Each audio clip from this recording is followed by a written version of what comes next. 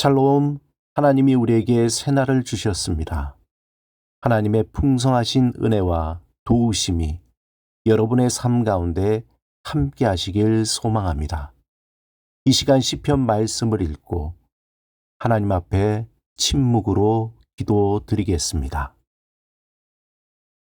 시편 16절에서 18절.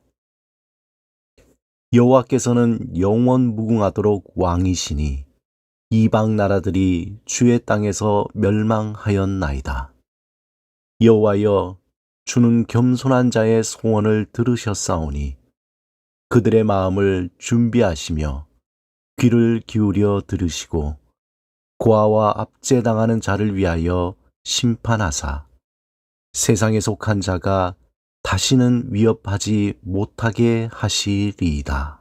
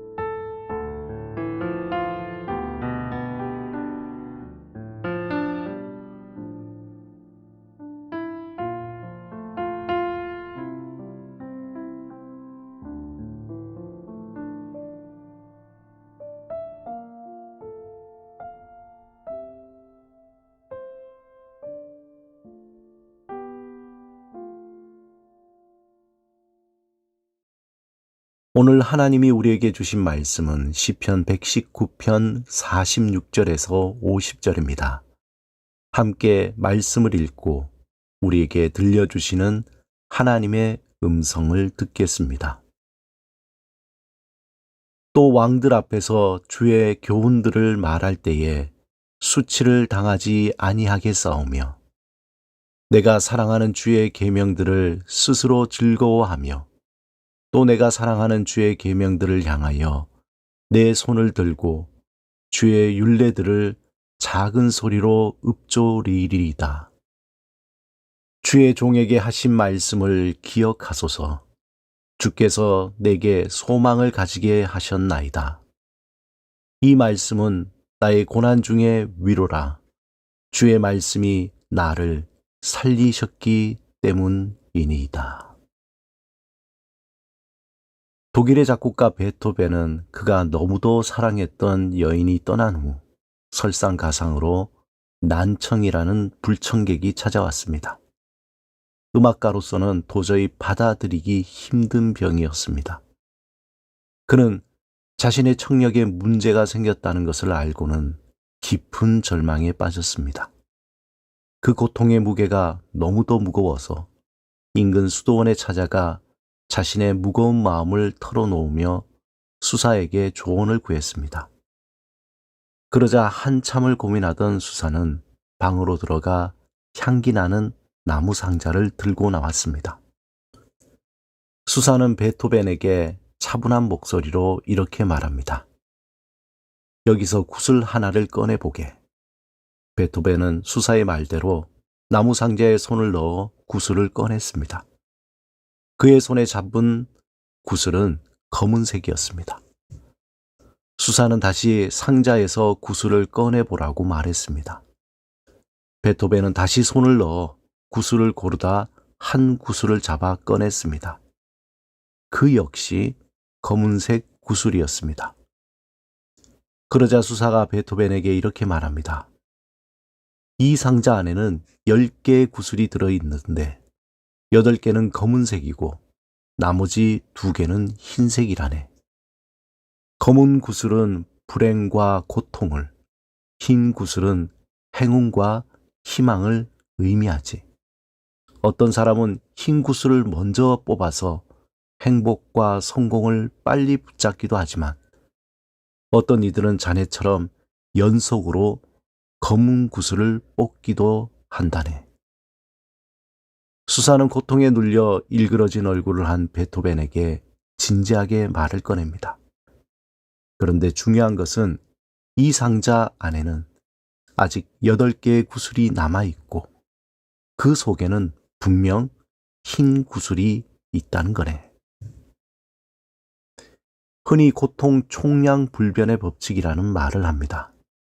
이 법칙은 한 사람이 일생 동안 경험하는 고통의 총량은 불변하다는 법칙입니다.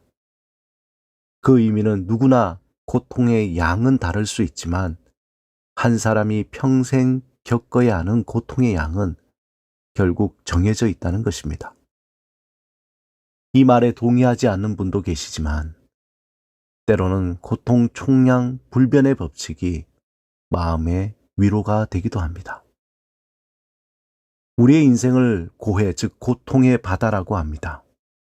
이 말은 인간은 고통이라는 바다를 떠나서 살아갈 수 없다는 것입니다. 이 고통의 문제를 해결하기 위해 인간은 아무리 노력해도 인간으로서는 이 문제를 해결할 수 없다는 뜻이기도 합니다. 고통의 문제에 대해 깊이 고민한 영국의 작가 C.S. 루이스는 그의 저서 고통의 문제에서 하나님은 쾌락 속에서 우리에게 속삭이시고 양심 속에서 말씀하시며 고통 속에서 소리치십니다. 고통은 귀먹은 세상을 불러 깨우는 하나님의 메가폰입니다. 고통의 문제는 어떤 소유나 조건의 문제가 아니라 관계의 문제입니다.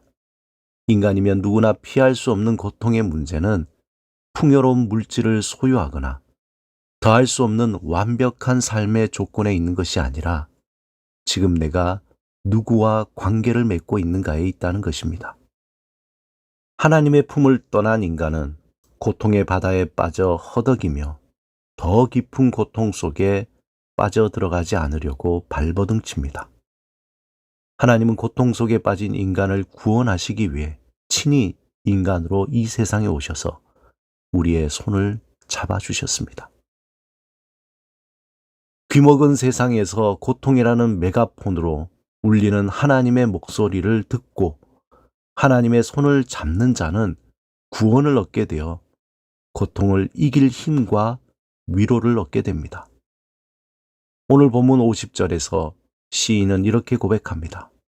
이 말씀은 나의 고난 중의 위로라. 주의 말씀이 나를 살리셨기 때문이니이다.